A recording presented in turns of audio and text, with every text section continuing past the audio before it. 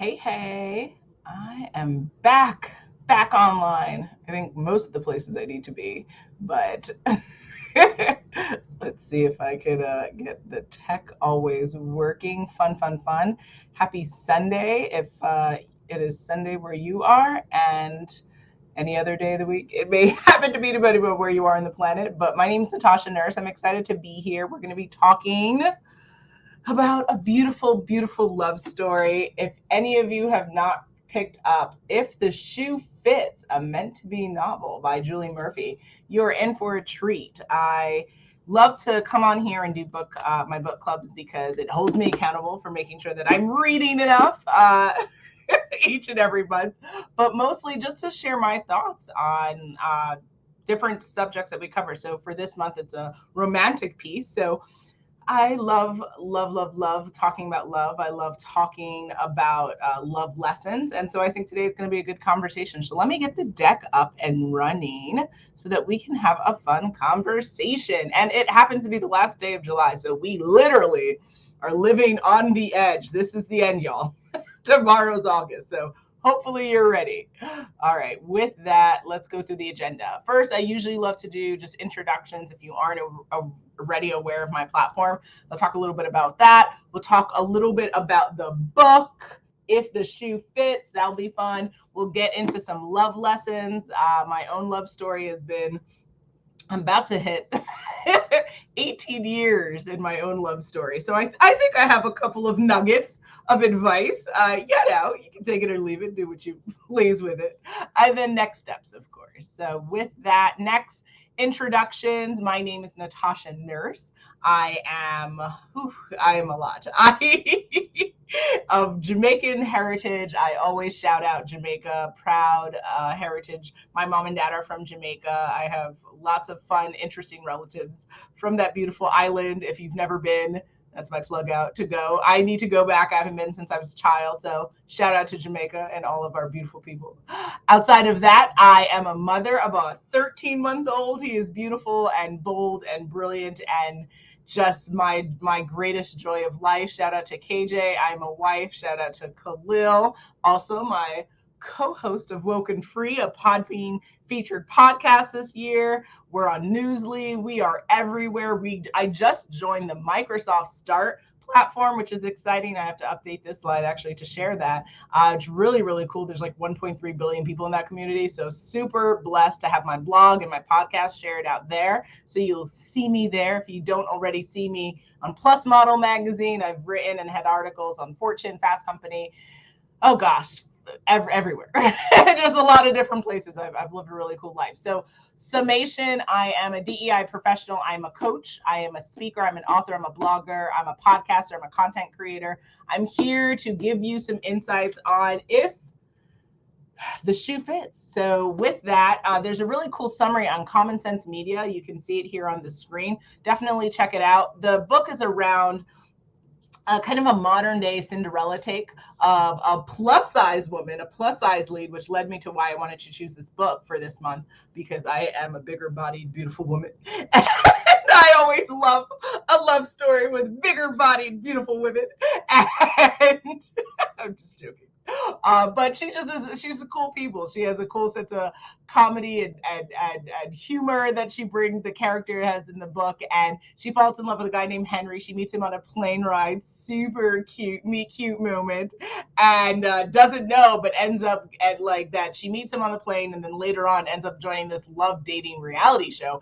And who's the Prince Charming? That same hottie that she meets on this plane where they have like cool chemistry, and then they actually have like really cool chemistry in life. And there's some drama that happens when they're filming, because as you can imagine, if you're doing a love story on front of people on TV, it's going to be hard. So a lot of the scenes shows you kind of in the book where their love is fantastic when they're alone, but like not so great all when they're on camera. But how does it end? Well, you got to get the book to figure that out. I don't want to ruin it for you. So definitely check it out.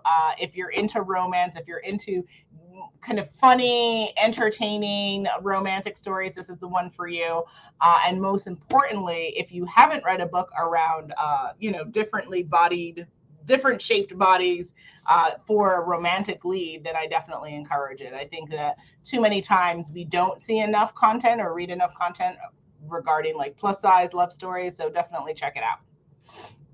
Love lessons that I think stood out the most to me from this book, and like just my own knowledge and my own experience for my own love story, I would say everything happens for a reason. So I want to take you to the last page of the book. That's the only section I want to take to you, because I do think that there's just so much like really good yumminess in here that you gotta check it out for yourself. But I love the end of the book for the following paragraph. I still don't know if I believe in fate and if everything happens for a reason, but I do know that the best thing I can do is find purpose in everything as well as joy. Like Mom wrote all those years ago, whether it's living as fully as I can to honor my parents, or if it's just being thankful for the friends and connections I found on a silly reality television show, anything can have a purpose. Anything can have a meaning if you make the choice to give it one. So I'm going to stop right there. I don't want to say who, if she ends up with him or not. You got to get the book to read it. You can get the book on dressingmate.com. You can get it on the recommendations page on the homepage. Get your book. It'll take you to Amazon. Get the book today. Read it. But that's my first point. That's my first love lesson. Everything happens for a reason. I was just doing an interview and talking about my own kind of journey in my own love story. And I got into like 13 different colleges when I was applying for schools in high school. And I chose Penn State. I wanted to pursue a school that gave me some, some distance from where I'm from, born and raised in New York. And I wanted to kind of escape and get out and explore a different part of the world. Not too far, but, a little bit of a distance. And I fell in love with the grass, the campus. It's a beautiful, beautiful campus. Even if you don't want to go to college or you've been there, done that, if you want to see a beautiful campus, definitely check out University Park, Penn State. It is beautiful and just really a cool, fun town, great food, yummy food. And, it's so interesting because so much of my life really began from that decision of being able to go to that school and, then meeting my husband and being able to essentially define a life for myself, all based on that one decision. So it's kind of like, did I just happen to go to Penn State? Was I meant to go to Penn State? It's up to everyone's interpretation as to how to view decisions and what plays out from those decisions. But I also agree with the character and probably the author, Julie Murphy, that everything does happen for a reason, and you need to go with it. You need to go through decisions and then always take time to reflect and look back and wonder, kind of what was the significance of those decisions? What were the significance of those actions, and move forward with that. Another thing I think that I saw resonate with the story, but then also just in life, is it's important to stay true to yourself. When you fall in love, you literally, I think that's why they call it like falling in love. You literally just kind of melt into this like pot of juicy wonder and angst and nerves and, oh my gosh, uncomfortability, and then also just like deliciousness, and it's a lot. Love is a lot. It is. I understand why people are afraid of it. I also understand why people feel overwhelmed by it. It can take a hold of you, and you have to start to pull things apart to be able to still define yourself.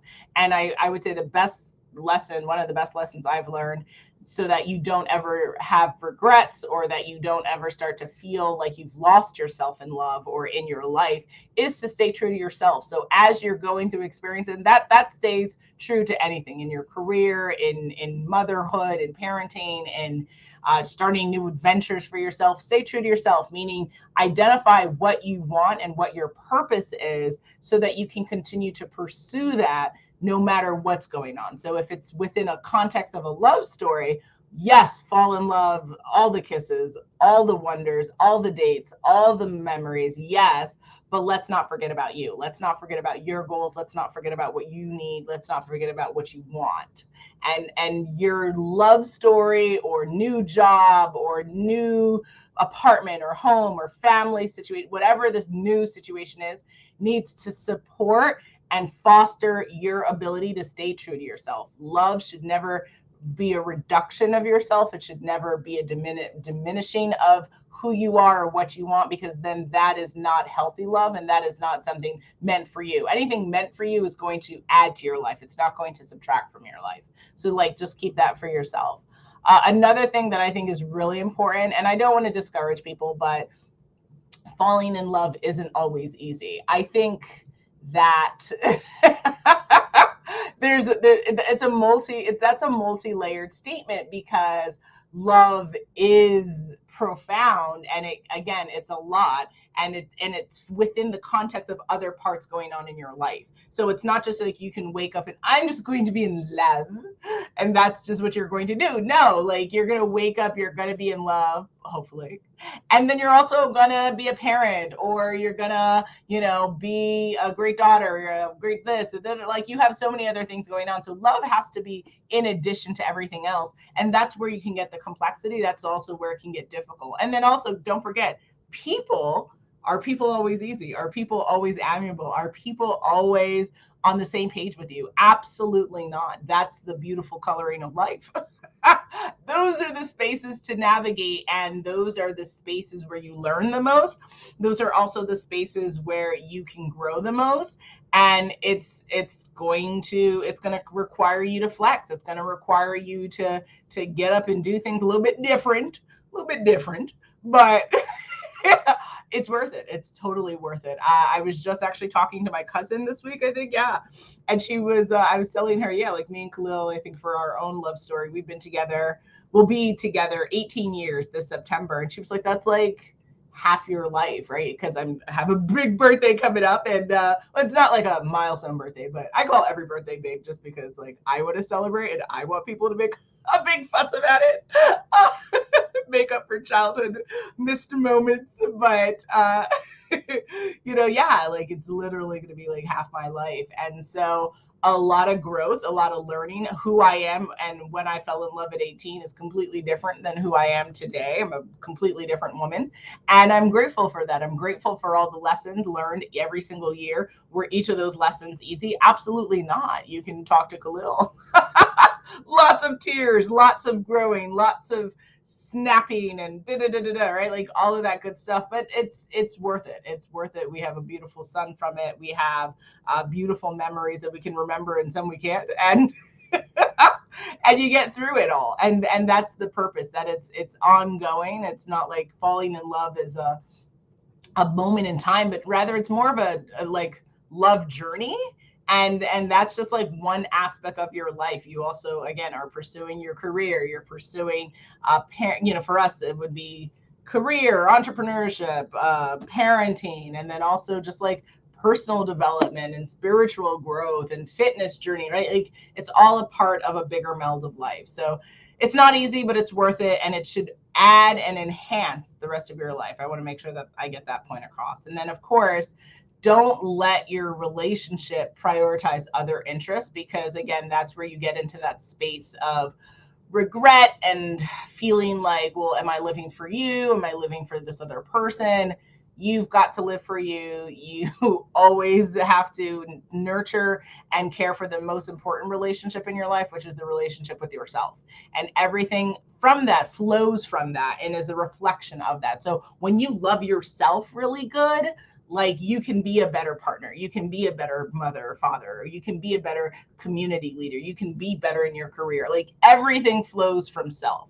So if you look at it as that point, then the biggest love story of your life is the love story with yourself, right? And loving yourself and speaking wellness over yourself and caring for yourself and giving yourself self-care and giving yourself grace, right? Like, that's the greatest love story of your life. And then every other love that happens thereafter or through that love is a reflection of just how great and how big you love yourself. So keep that in mind. Those are some lessons. And so I don't see, let me see, do we have any comments? Great day, Natasha. Congratulations. Aw, my favorite place to visit. Yes, Jamaica. I'm assuming you shouted out. Fantastic. Thank you. Love it. Love the comments. Thanks for coming through. I see all those on Facebook, but I'm sure there are other, where am I at? I'm on LinkedIn, I'm on YouTube, I'm on Facebook, I'm on Twitter. So definitely, if you miss any parts, feel free to watch this back from the beginning. But let's keep it moving on to kind of what's the next step. So for August, I wanted to read Orange is the New Black because I never actually watched the show. And for me, I typically like to be, sometimes I've watched a movie or watched a TV show and then have gone back and read the book. But my preference is to read the book first because I think, watch a couple of episodes of Orange is the New Black.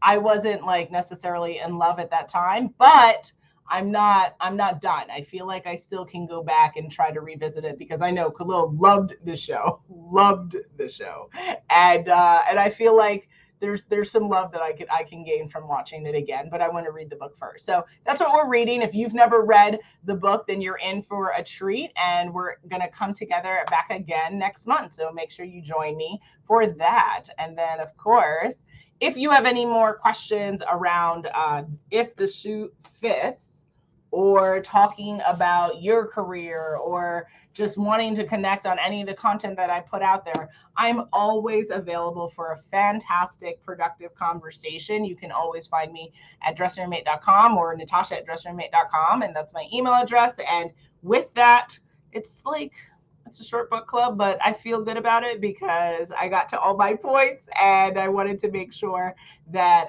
we definitely came on here and talked about this book. So again, last plug, If the Shoe Fits, a meant to be novel. Do I recommend it? Absolutely. Read the book.